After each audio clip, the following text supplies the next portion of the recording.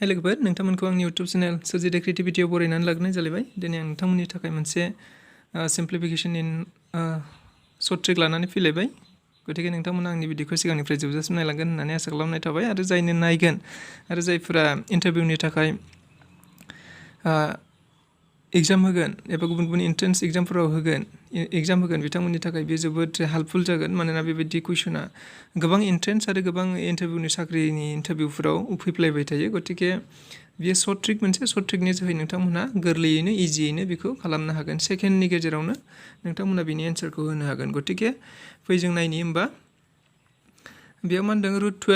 12 दंजोबो गासिबो बेनि एन्सारफोरखौबो अप्सनाव होनाय दंखायो अब्ला मा जागोन बेखौ जोङो बेबायदि नुयोब्ला माबा कुइसनाव जोङो बेबायदि नुयोब्ला आरो सिम्प्लिफिकेशन खालामनो थिननाय दङब्ला जों माबायदि एन्सारखौ दिहुननो हायो बेखौ जोङो मोनसेल' बाथ्राखौ नायनांगौ बेयाव 12 नालाय गासिबो एखे जोबखा अब्ला मा मोननै सानजाबनानै अनजिमाजों सानजाबनानै जोङो 12 खौ मोनगोन जों बेखौ नागिरनांगौ फार्स्टआव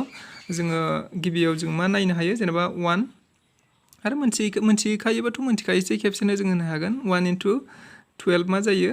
12 सेजों 12जों सानजाबनानैबो मा मोनो जोङो 12 मोनो 2जों 6जों सानजाबनानैबो जों 12 मोनो आरो 3जों 4जों सानजाबनानैबो जों 12 मोनो मोनसे बाथ्राखौ नोजोर होनांगौ बेयाव नाथाय गासिबजोंबो जोङो 12खौ मोनजोब्बाय नाथाय मोनसे बाथ्राखौ नोजोर होनांगौ बेयाव मा जानांगौनो डिफारेन्सआ 1 जानांगौ बेयाव प्लास दङब्लाबो बेयाव मा होनो डिफारेन्सआ 1 जानांगौ मोननैजों सानजाबनानै 12 मोनदों आरो बे 12 मोननायनि मोननै सानजाबनाया बेयो मा जानांगोन होनदों डिफारेन्सआ 1 जानांगौनो अब्ला 12जों 12जों सानजाबोब्ला बेनि डिफारेन्सआ 1 जाया 2जों 6जों सानजाबोब्ला बेनि डिफारेन्सआबो 1 जाया आरो 3जों 4जों सानजाबनानै 12 मोनो अब्ला बेनि डिफारेन्सआ 1 जायो अब्ला बेनि 12नि सानजाब मोननैया मा सानजाबनानै मोनखो जोङो 3 आरो 4 अब्ला बे मोननैनि गेजेरावनो अबेबा मोनसे एन्सार जागोन अबेबा मोनसे एन्सारखौ जों माबोरै नायगोन नैबेयाव नायदो प्लास नालाय दाजाबनाय माने देरसिन नैबे 4खौ जोङो मोननो हागोन एबा 4आ बेनि राइट एन्सार अप्शन बि आव दङ राइट एन्सारा जाहैबाय 4 बेयाव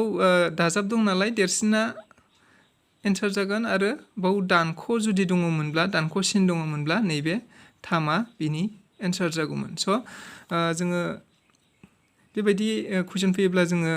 निस्सय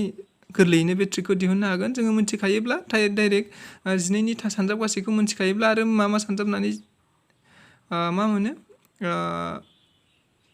डिफारेन्स 1 मोनो बेखौथ' जोङो डाइरेक्ट मिथिखायोब्ला थोंजोङै बेनि एन्सारखौ जोङो नायनांगौबो गोनांथि गैया 12नि सानजाब गासैया जेनेबा 12खौ जोङो 3 4 मोनजो आरो बेयाव प्लास दं नालाय प्लास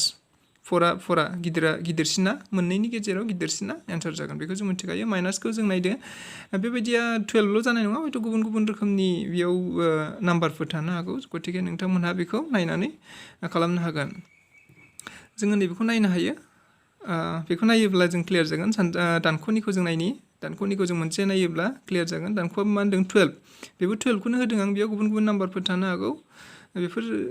जेखियानो जाया मानो जों दहाय नुखाबाय 3 आरो 4जों सानजाबनानै जोङो 12खौ मोनदों 3 आरो 4जों सानजाबनानै जों 12खौ मोनखादों जिहेतु अब्ला मा होनो बेनि डिफारेन्सआबो 1 जादोंब्ला अब्ला बेयाव दानख' दं नालाय नैबे उन्दैसिना बेनि राइट एन्सार जागोन गतिके अप्शन ए आ बेनि राइट एन्सार जागोन स' आंनि भिडिअखौ सिगांनिफ्राय जोबजासिम नायनायनि थाखाय गोजोननाय थाबाय आरो भिडिअखौ मोजां मोनदोंब्ला लाइक खालामगोन शेयार खालामगोन आरो साबस्क्राइब खालामनानै होगोन होननानै आसा खालामबाय स' दिनैनि भिडिअखौ बेखिनियावनो दोनथ'बाय आरो गाबोन जोङो मोनसे गोदान टपिकजों जोङो फैगोनलाय स' गोजोननाय थाबाय